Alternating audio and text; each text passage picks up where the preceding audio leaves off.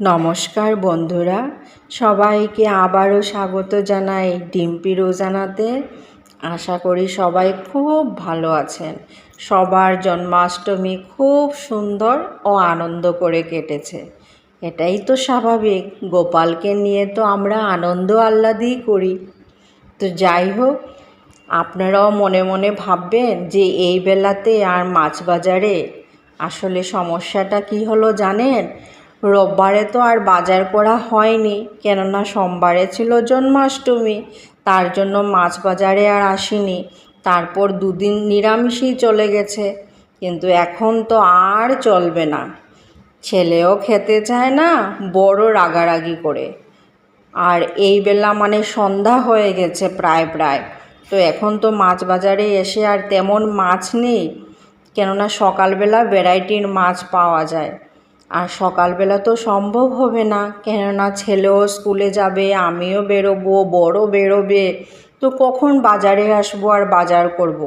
তো অনেক ভেবেচিন্তে ভাবলাম না, যা আছে তার মধ্যেই কিছু নিয়ে নিই। কিছু আর করা যাবে না, কেননা নিরামিষ তো আর চলবে না। তো সেটা ভেবেই এখানে ছিল, কয়েক ধরনের মাছই ছিল, কিন্তু মানে মনটা এত যায়নি। তবুও যাই হোক, এর মধ্যে থেকেই অল্প নিয়ে নিলাম। তো মাছ নিয়ে যখন বেরোলাম, তো সামনেই সবজি ছিল। সবজি আর কি বলবো বলুন? এটা তো আমরা সবাই বুঝতে পারছি। এত দাম সবজির, ব্যাগ ভরে টাকা নিয়ে আসে, কিন্তু সবজি আর কোথায়? সবজি তো সেই ব্যাগের নিচেই পড়ে থাকে।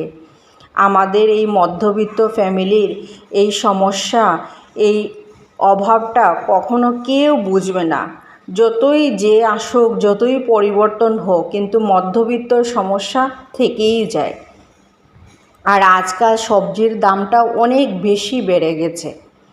তো কি করব, সবজি তো না নিলে হবে না। শুধু কি মাছ মাংস দিয়ে আর পুরো গোটা সপ্তাহ চালানো যায়? তো সেটাই। তারপর অনেক সময় দাঁড়ালাম, ভাবলাম না, নিতে তো হবে। তো অনেক দরদাম করে একটু কমাও একটু কমাও। ওরাও তো অনেক দাম দিয়ে কিনে নিয়ে এসেছে, ব্যবসা করবে, বুঝতে পেরেছে। কিন্তু আমরাও কি করব, বাধ্য। সংসার তো চালাতে হবে। তো যাই হোক, এত সব কিছু মানে ভেবে চিনতে যা যা প্রয়োজন অল্প অল্প নিয়ে নিলাম, কেননা সামনের রোববার আসতে তো বেশ কয়েকদিন বাকি। এতদিন তো ঘর চালাতে হবে, আর সকালবেলা উঠে আমাকেই সবের আগে আগে হাঁড়িটা বসাতে হয়। তো সেজন্য মাথা বেদনা আমাদেরই।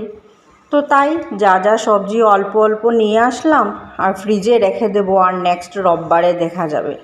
তো এখন মোদ্দা কথা হলো, সব কিছু তো হয়ে গেল ঠিক আছে, কিন্তু সন্ধ্যাবেলা বেরিয়েছি, তাও আবার বরের সাথে। কিছু কি না খেলে হবে? বরের পকেটে একটু টান না মারলে হবে? তো সেটাই ভেবে, আর ছেলেও বাড়িতে আছে, ওর জন্য তো কিছু নিয়ে যেতে হবে, না হলে বলবে মাম্মা তুমি বাইরে গেছো, কিছু আনোনি। তো হাতে ব্যাগও ছিল যে কোথাও বসে খাবো, তো সেটা তো আর সম্ভব হবে না। তার জন্যেই দাঁড়িয়ে দাঁড়িয়ে এটা বললাম, না, প্যাকিং করে দিয়ে দাও, ঘরে গিয়ে আরামসে বসে খাওয়া যাবে। সন্ধ্যার চাটাও তো বাকি, সবাই মিলে একসাথে খাবো। তো এভাবেই এইটা প্যাকিং করে নিয়ে আসলাম। আসলে জানেন, এই বড়া পাওটা বানানোর রেকর্ডিং কেন করেছি? কেননা আমরা প্রায় সময়ই না বাড়িতে এটা বানাই। তো আমি দাঁড়িয়ে দাঁড়িয়ে ভাবলাম এটা না হয় রেকর্ডিংই করে নিই। তো কখনো যদি সময় পাই ঘরে বানাই, তাহলে একবার ট্রাই করে দেখব। কেননা বাইরের জিনিসেই তো আমাদের খুব মুখে রুচে। তো এভাবে একবার করেই দেখি না, আমাদেরও ততটা না হলেও কিছুটা তো হবে। তার জন্যই চুপটি করে দাঁড়িয়ে ও যখন বানাচ্ছিল, প্রিপারেশন করছিল, তখন আমি এটা রেকর্ডিং করে ফেললাম। তো এভাবেই সন্ধ্যাটা কাটিয়ে বরের সাথে তারপর ঘরে আসলাম।